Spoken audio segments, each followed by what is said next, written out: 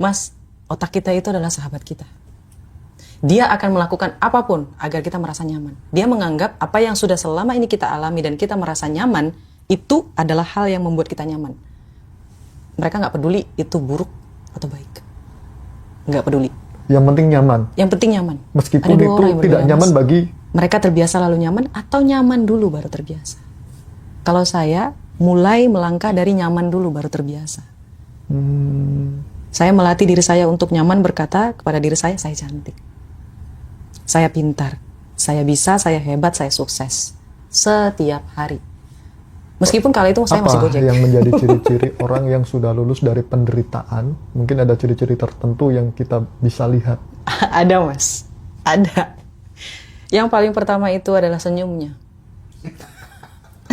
Kalau senyum kayak saya ini. Kalau misalnya ujian ini membuat kita trauma, maka identitas lama kita tidak akan pernah bisa berubah, malah bertambah traumanya. Tapi ketika kita diuji, kita masih bisa senyum, kita bisa ikhlas. Bahkan ketika utang kita miliaran, kita masih bisa bahagia. Masih bisa kayak, ya Allah, aku serahkan padamu, tolong bayar utangku.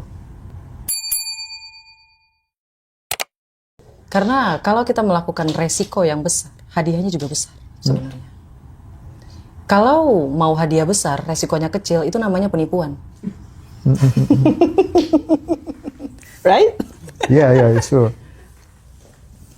Apakah orang yang sering menyakiti kita itu sebenarnya membawa pesan bagi diri kita, Kak? Yes. Ya. Yeah. Kan frekuensi bermain. Mereka itu terundang datang ke kita. Karena memang kita tidak menyukai diri kita. Kita tidak merasa layak untuk dihargai. Kita tidak merasa layak untuk dihargai. That's why. Itulah kenapa mereka datang kepada kita. Mereka datang itu sebenarnya pesan dari semesta. Hey, love yourself. Cintai diri kamu sendiri. Maka orang-orang, gini loh Mas, kalau kita nggak mau berubah, orang di sekitaran kita tidak akan berubah. Sama sekali. Yes. Berarti kita yang harus berubah duluan kan gitu ya? Iya Mas, realitas kita itu berubah ketika kita berubah. Bukan kita berubah, realitas kita berubah. Enggak. Kebalik. Orang anggapnya dunia berubah dulu. Oh aku sukses dulu, maka aku bahagia. Oh aku punya uang dulu, maka aku bahagia. Enggak kayak gitu. Kita bahagia dulu, biar rezekinya lancar. Kita bahagia dulu, biar kita lebih awet muda. Biar kita lebih sehat. Biar orang-orang ikut bahagia dengan melihat senyuman kita, bahagia kita. Tapi kalau mukanya murung, lalat aja takut ya. Aduh. Oke Kak, kira-kira nih, sampai kapan pola hidup kita yang selalu berulang-ulang ini akan berhenti? Selamanya. Jahat ya Mas ya? Selamanya. Kalau kita tidak berani melangkah, bahkan 1 sentimeter aja, maka selamanya kita akan di situ. Kalau kita nggak berubah dari umur 30, umur 30 adalah dampak dari umur 20. Umur 40 adalah dampak dari 20 ke 30. Kalau misalnya yang nonton ini umurnya sudah 30 sampai 40 atau 50 dan tidak memilih untuk berubah, maka that's it. Dia 60 dia akan menyesal. Tapi kalau umur 60 dia masih mau berubah, maka hidupnya berubah. Tapi ketika umur sudah matang, yang mereka cari bukan lagi harta benda Mas, tapi kenyamanan, kebahagiaan, kayak gitu. Dan ini bisa digunakan. Ketika seseorang melakukan law of mirror Mas, gila itu luar biasa Mas. Bahkan pasangannya, temannya, tetangganya, semuanya itu ikut bahagia ngeliat dia. Kalau melakukan itu ya dampaknya luar biasa. Berarti kita berguru pada yang sudah berlalu, untuk jadi lebih baik, lebih confident, lebih berani untuk menghadapi dan mengambil semua kesempatan yang mungkin kita bisa dapat. Iya, kalau misalnya masih sedikit bingung, bisa ditulis di dalam kertas. Ini saran aku, kalau misalnya teman-teman yang ada di luaran sana mau belajar tentang law of mirror, teman bisa ambil kertas. Apa yang paling dominan di dalam pikiran kita? Apa yang sering kita alami? Mana yang lebih dominan? Apakah kita dominan gagal atau sukses? Bagaimana kisah percintaan kita? Lebih sering ditinggalkah, dikhianatikah, diselingkuhikah? Bagaimana pertemanan kita? Apakah kita berada di lingkungan toksik atau tidak? Itu bisa dilihat. Kalau misalnya lingkungannya toksik, terus sering ditinggalkan selingkuh, terus keluarga nggak baik, terus rezekinya seret, coba lihat, look at yourself. lihat dirimu sendiri, berarti ada yang salah di situ. Berarti ada yang harus diperbaiki. Dan itu harus diruntut, Mas. Dan saya memang pendukung jurnal tangan. Saya tidak mendukung jurnal untuk tulis di HP atau di tablet. Oke. Karena ketika kita menulis ya, Mas ya, buku itu dari kertas ya, Mas ya. Kertas itu hanya satu-satunya kalau nggak dari bambu, dari kayu. Benar. Dan itu ciptaan langsung dari sang pencipta. Dan itu mengeluarkan energi. Oke. Ya, dan kita, itu pertama. Yang kedua, kita jauh dari gadget. Itu lebih ke relaksasi. Ketika kita menjauhkan gadget sebentar, kita fokus untuk menulis hanya kita dan diri kita, ini lebih kayak me time. Waktu untuk diri kita sendiri terus kita nulis, tenang, hampa, dan ini dilakukan 15 menit juga cukup. Ketika pagi hari, sesudah sholat subuh, dan atau ketika malam sebelum tidur. Mungkin awal-awal para penonton nulisnya mungkin tentang keluh kesah gitu ya, Mas ya. Tapi perlahan, lama-lama kelamaan mereka akan menulis apa yang mereka inginkan. Bukan keluh kesah lagi ya? Enggak. Karena ada unsur yang natural tadi. Karena udah lepas. Di jurnalnya udah lepas, Mas. Oke. Udah tenang. Nah, ketika tenang dia mulai berpikir, enak kali ya pulpennya belinya yang mahal.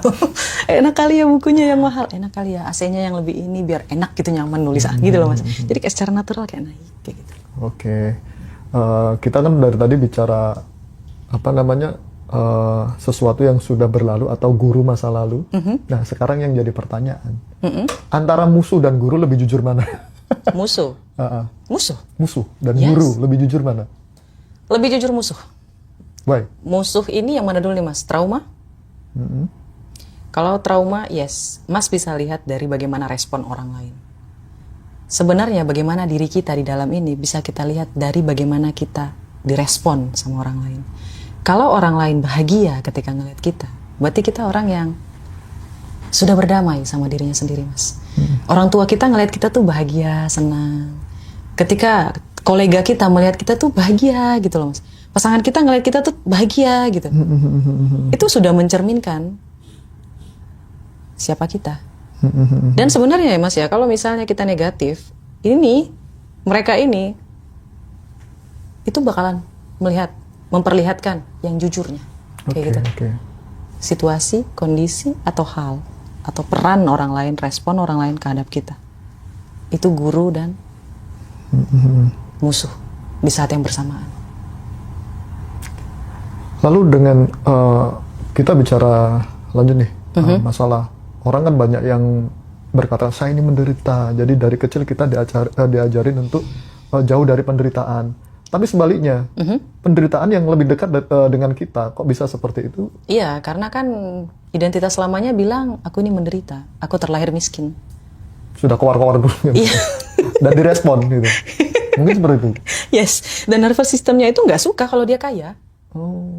Mas, otak kita itu adalah sahabat kita. Dia akan melakukan apapun agar kita merasa nyaman. Dia menganggap apa yang sudah selama ini kita alami dan kita merasa nyaman, itu adalah hal yang membuat kita nyaman. Mereka nggak peduli itu buruk atau baik. Nggak peduli. Yang penting nyaman. Yang penting nyaman. Meskipun itu tidak nyaman bagi misal pasangannya. Yes. Yang penting kita lakukan, yang penting kita nyaman. Otak kita yang menganggap nyaman, Mas. Sebenarnya kita nggak nyaman. Tadi, seperti awal saya katakan, mereka terbiasa lalu nyaman. Ada dua orang yang berbeda, Mas. Mereka terbiasa lalu nyaman atau nyaman dulu baru terbiasa. Kalau saya mulai melangkah dari nyaman dulu baru terbiasa. Saya melatih diri saya untuk nyaman berkata kepada diri saya cantik. Saya pintar. Saya bisa, saya hebat, saya sukses. Setiap hari. Meskipun kala itu saya masih Gojek. Nggak peduli. Terus kalau sudah seperti demikian, apa bedanya dengan keakuan? Keakuan? Keangkuhan? Keakuan? Keakuan. Keakuan itu orang yang apa ya, yang merasa lebih kan, oh ini loh aku, oh ini loh aku. Itu apa bedanya? Berbeda, Mas. Kalau misalnya keakuan. Gini, kalau misalnya seseorang merasa keakuan dan dia tidak merugikan orang lain, it's okay. It's okay ya? It's okay. Nggak ada yang salah di situ. Bahkan teman aku, Mas percaya nggak? Ini aku bawain teman aku salah satu contoh ya. Semenjak SMP dia selalu bilang, saya akan menikah dengan bule. Saya akan menikah dengan bule. Saya akan menikah dengan bule. Serius, dia menikah dengan bule. Orang kaya pula.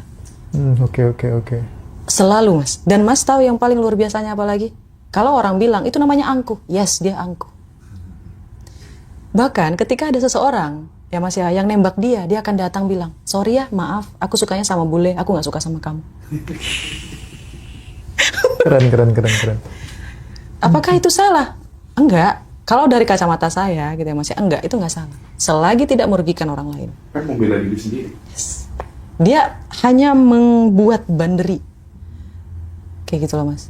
Dan omongan orang lain tidak akan berpengaruh dengan frekuensi yang mas sampaikan melalui otak. Kayak gitu.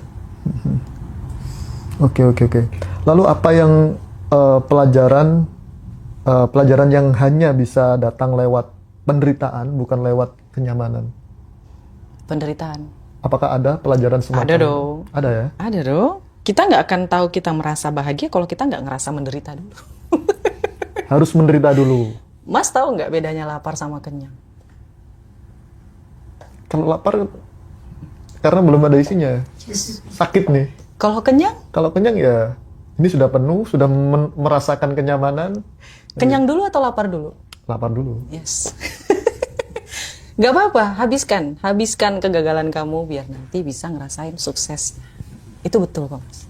Jadi menderita dulu nggak apa-apa, nggak masalah. Makanya tadi saya bilang, saya kehilangan apa?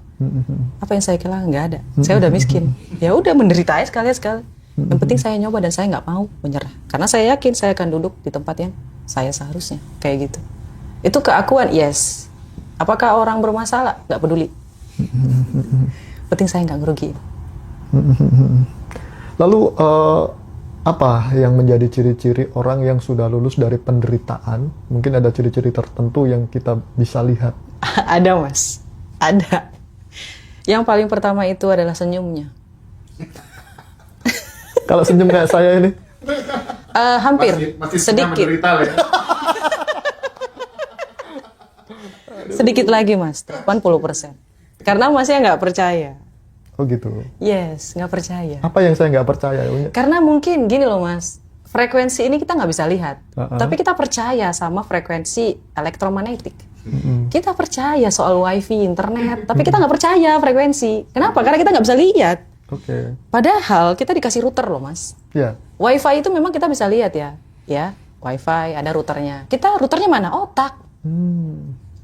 Dan itu kita nggak bisa lihat dengan mata, Mas. Mas bisa lihat energi itu dari pertama, perkataan orang lain, tindakan orang lain, pembawaan orang lain, dan keputusan. Bagaimana cara dia mengambil keputusan. Biasanya, Mas, orang-orang yang berenergi rendah, mereka itu sering menunda, mereka itu takut, mereka itu overthinking, dan mereka, mohon maaf, malas untuk berubah. Malas untuk berubah. Iya. Karena mereka udah terbiasa lalu nyaman. Karena ngerasa nggak akan bisa ada kesempatan datang, voila ada keajaiban, mereka nggak percaya. Nggak percaya ya? Yes. Bahkan ada, misal nih ada seseorang yang sudah berusaha mati-matian, tapi hasilnya cuma segitu-gitu aja. Nah, itu mungkin kakaknya bisa ngasih clue-clue lah. Untuk kenapa kok bisa seperti itu? Mungkin ada jalan keluar atau gimana? Ada mas. Energi. Mereka berbeda secara energi. Kayak gini loh mas. Hidup ini isinya cuma ujian. Kalau misalnya ujian ini membuat kita trauma, maka identitas lama kita tidak akan pernah bisa berubah, malah bertambah traumanya. Tapi ketika kita diuji, kita masih bisa senyum, kita bisa ikhlas. Bahkan ketika utang kita miliaran, kita masih bisa bahagia. Masih bisa kayak, ya Allah, aku serahkan padamu, tolong bayar utangku. Itu energinya akan berbeda mas. Sama orang yang sudah berusaha mati-matian, terus dia bilang, sampai kapan ya aku kayak gini? Namanya juga orang miskin, ya udahlah, mau gimana? Berarti bisa dong naik level, atau levelnya cuma segitu-gitu aja? Selama dia nggak bilang, kayaknya aku bosan sama hidup ini, aku mau berubah dan aku mau merasakan hal yang lebih lagi. Aku nggak pantas ada di sini, aku pantasnya ada di depan, aku pantasnya ada di atas, aku pantasnya lebih hebat dari sini. Dan aku merasakan hal itu mas. Oke. Kira-kira ada nggak batin yang masih menolak keberhasilan? Ada dong. Gak terbiasa mas. Kalau misalnya kita maaf ya bawa satu orang ya, mungkin beberapa orang mungkin agak tidak suka. Timothy Ronald. Oke. Dia pernah mengeluarkan statement, cobalah kopi 80.000 di hotel lobby. Di lobby hotel. Banyak orang yang skeptis. Banyak orang yang menolak pernyataan itu. Tapi aku setuju. Why? Bagaimana ceritanya kita tahu kain sutra kalau kita nggak megang? Oke. Bagaimana kita tahu sesuatu hal kayak begitu bentuknya kalau kita nggak tahu hal itu ada? Kita merasa kita tidak mampu menjadi kaya karena selama ini kita ada di environment miskin, Mas. Dan itu jadi sekat ya? Yes, ibarat ya kayak kita tuh kalau bisa diputar ulang, ini kayak katak dalam tempurung. Dia tidak bisa melihat hal yang orang lain lihat. Itulah yang membuat dia merasa dia akan miskin selalu, Mas. Dia ngerasa dia nggak bisa. Karena dia nggak ngelihat. Coba, berani. Yang tadi saya sampaikan. Dan keberanian itu, Mas, disukai oleh keberuntungan. Besok aku beli limosin dah. Nah, nggak usah beli, Mas. Coba aja dulu. Kan bisa 1 jam. Pegang-pegang. Oke, berarti itu sebenarnya sangat penting ya bagi alam bawah sadar kita ya. Penting. Biar kita bisa mengingat. Kalau orang lain mengatakan law of attraction itu menginginkan, kalau saya mengingat, Mas. Oh.